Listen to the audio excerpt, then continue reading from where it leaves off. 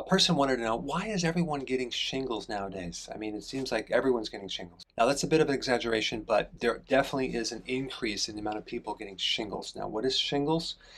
It's a virus. It's called herpes zoster, and it's a virus that remains dormant for many, many years, and then it can come out and create all sorts of pain and misery, especially on the surface of the skin that follows nerves around your rib cage. It can come up through your back, through the front. In fact, it can become so painful, certain people become suicidal. So it's a really big deal. Normally, 1.5 to 2.5 people out of 1,000 will get shingles, okay?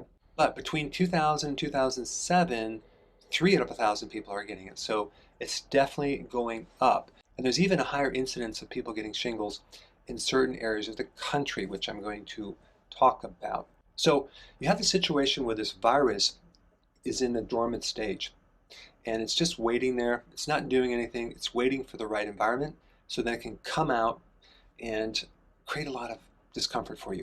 It has to do with how healthy your immune system is. If there's anything suppressing your immune system, that's when it comes out. So again, the topic of viruses come down to your own immune system. Is it healthy? Is it weak? It's an area that not many people emphasize. But it's not until your immune system gets weakened or suppressed that this virus then comes out and creates the problem. So let's talk about what can trigger this virus coming out of remission.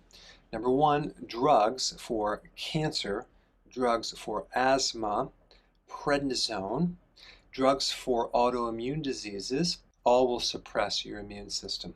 Number three, radiation has a strong effect of bringing this virus out of remission.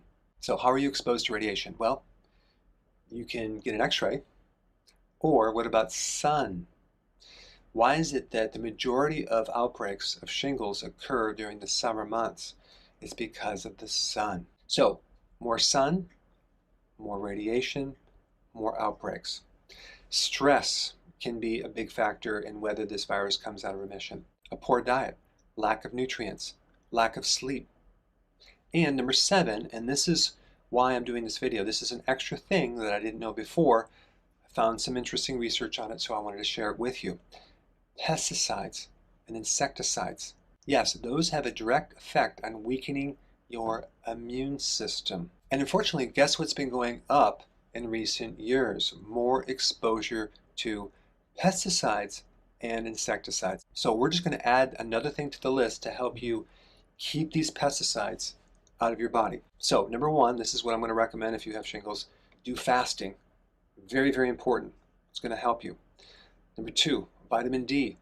Probably about between 40 and 50,000 IUs, because you need a very strong natural thing that acts like cortisol to actually put this thing back in remission, but not sun. Even though the sun helps you activate vitamin D, I'm going to recommend getting the vitamin D directly from a supplement and not getting the radiation, because vitamin D will help, but we don't need the radiation in this situation.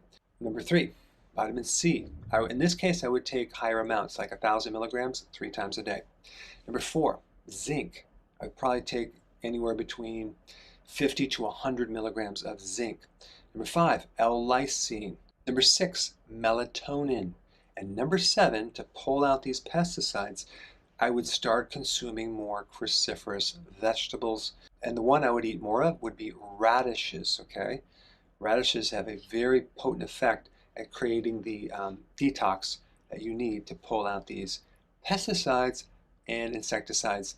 And of course, start eating organic as well, because that's going to be vitally important. All right, thanks for watching, and I will see you in the next video.